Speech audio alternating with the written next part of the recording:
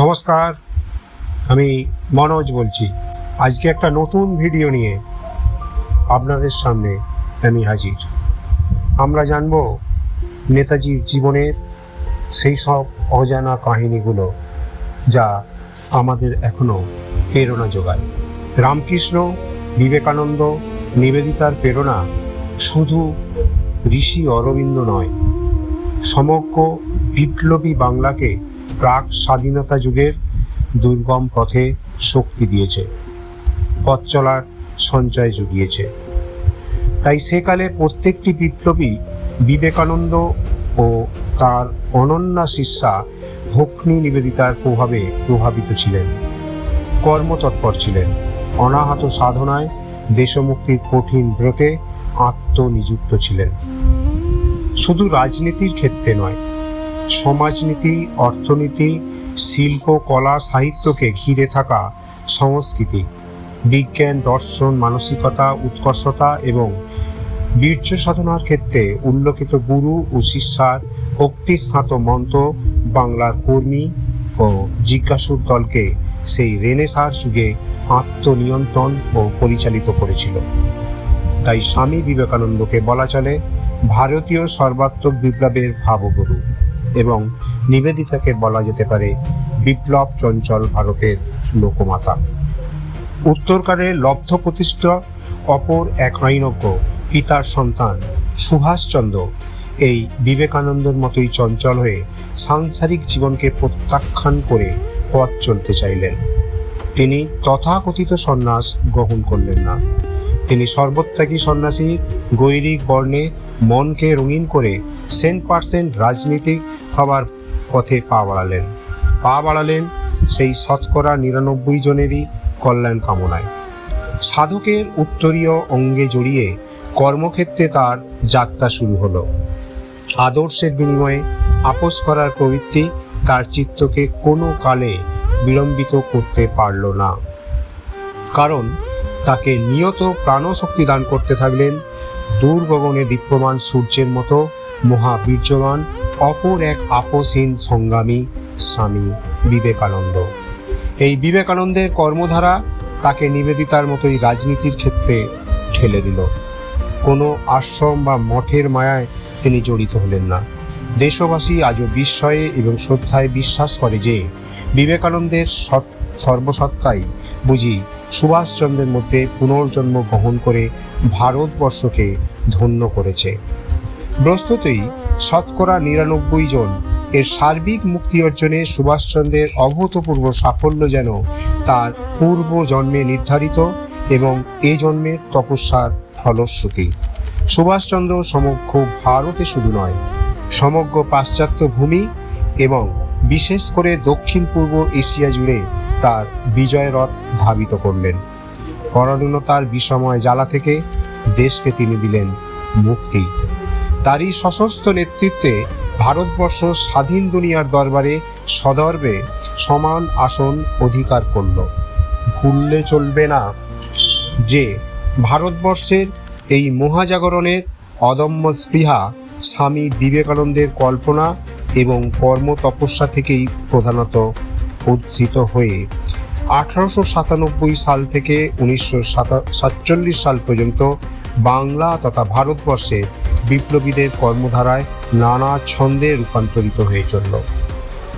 বহু নেতা ও কর্মীর রক্তদানে এবং বহু শহীদের আত্মবলিদানে পুষ্টি লাভ করে 50 বছরের সংগ্রামী ভারত দুর্লভ নেতাজির দর্শন পেল ঐতিহাসিক প্রয়োজনে।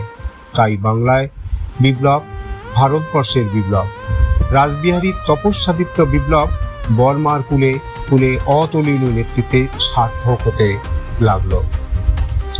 ভারতবর্ষের ইতিহাসে নেতাজি একটি বিচ্ছিন্ন পুরুষ নন, তার ক্রিয়াকাণ্ড কোনো বিচ্ছিন্ন ঘটনাও নয়। নেতাজি ভারতীয় ঐতিহ্যের সার্থক অবদান। বাংলার ভূমিতে শ্রী চৈতন্যের কাল থেকে যে রেনেসাঁর সূত্রপাত, যাকে একদা রামমোহন, রামকৃষ্ণ, বিবেকানন্দ, নিবেদিতা, বিদ্যাসাগর, মধুসূদন, বঙ্কিমচন্দ্র, দীনবন্ধু, গিরিশচন্দ্র, অরবিন্দ, বিপিনচন্দ্র, সুরেন্দ্রনাথ দ্বিজেন্দ্রলাল, জগদীশচন্দ্র, রবীন্দ্রনাথ, প্রফুল্লচন্দ্র, ব্রজেন্দ্রনাথ, দেশবন্ধু, শরৎচন্দ্র, অবনীন্দ্রনাথ, নজরুল প্রমুখ কালজয়ী প্রতিভাধর মানসপিণ্ড এবং যতীন্দ্রনাথ, রাসবিহারী, সূর্য সেন ও শৌর্যবান শহীদ গোষ্ঠী প্রচণ্ড প্রভাবে প্রভাবিত রেখেছিলেন। তারই মহান সৃষ্টি এই নেতাজি সুভাষচন্দ্র বসু। সুভাষচন্দ্রের মর্মগুরুরূপে পাই স্বামী বিবেকানন্দ, সক্রিয় বিপ্লব গুরুরূপে তাই বিপ্লব স্রষ্টা অরবিন্দকে, কর্ম ও শিক্ষাগুরু রূপে পাই যথাক্রমে দেশবন্ধু চিত্তরঞ্জন ও আচার্য বেণীমাধবকে। স্বদেশ প্রেমে তন্ময়, কর্মচেতনায় চঞ্চল সুভাষ আইসিএস পদের দুর্জয় লোভ বর্জন করে দেশ সেবার বন্ধুর পথে অবতীর্ণ হলেন মনের দিক থেকে। ভারতবর্ষ পদার্পণ করেই চলে গেলেন তিনি সবরমতী আশ্রমের পুরুষ শ্রেষ্ঠের কাছে রাজনৈতিক কর্মকাণ্ডে দীক্ষা গ্রহণের সংকল্পে। আলাপ এবং আলোচনায় সেদিন উভয়কে চিনতে পেরেছিলেন হয়তো। গান্ধীজি তাই সুভাষকে পাঠিয়ে দিলেন দেশবন্ধুর কাছে। সরোজিনী নাইডুর ভাষায় এই ফ্লামিং সোর্ডকে আয়ত্ত আনা সম্ভব নয় বুঝেই কি গান্ধীজি সুভাষকে কাছে টানেননি? গান্ধীজির টেকনিক হৃদয়কে স্পর্শ করেনি বলেই কি সুভাষ সহজেই চলে এসেছিলেন দেশবন্ধুর কাছে? যা হোক, এসে কৃতার্থ হলেন। মনের মতন নেতার পদতলে বসে শুরু হলো নবীন সুভাষের অনন্য সাধনা, দেশ ও জননীর শৃঙ্খল মোচন কল্পে। দেশবন্ধু চিত্তরঞ্জনের বিরাট নেতৃত্বে সুভাষচন্দ্রের কর্মযাত্রার আয়ুষ্কাল নাতিদীর্ঘ। কারণ 1925 সালের 16ই জুন সর্বত্যাগী ও সর্ববরেণ্য এই নেতা দেহ রক্ষা করলেন, কিন্তু কর্মরূপে, কর্মগুরু রূপে কর্মশিষ্য সুভাষচন্দ্রকে স্বস্থানে বসিয়ে যেতে তার কাল বিলম্ব হয়নি। এরপর শুরু হলো সুভাষচন্দ্রের আত্মবিকাশের সংগ্রাম। তার পাশে এসে দাঁড়ালেন বাংলার বিপ্লবী দল।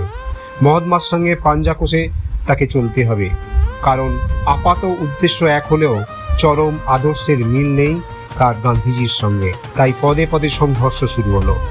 সংঘর্ষের আঘাতেই সুভাষচন্দ্রের প্রতিভা ক্রমশ উল্কার গতিতে প্রকাশিত হতে লাগলো। উল্কাখণ্ডের অবিরাম প্রচণ্ড আঘাতে প্রাণবন্ত হয়ে ঝর্ণাধারা যেমন দুর্ধর্ষ হয়ে ওঠে, সুভাষচন্দ্র তেমনি মহাত্মার সঙ্গে অজস্র সংঘর্ষে অজয় হয়ে থাকলেন। এই সংঘর্ষের কাহিনী দেশবন্ধু লোকান্তরিত হওয়ার পর থেকে 1940 সাল পর্যন্ত ভারতবর্ষের ইতিহাসে আক্ষরিত হয়ে আছে। জয় হিন্দ।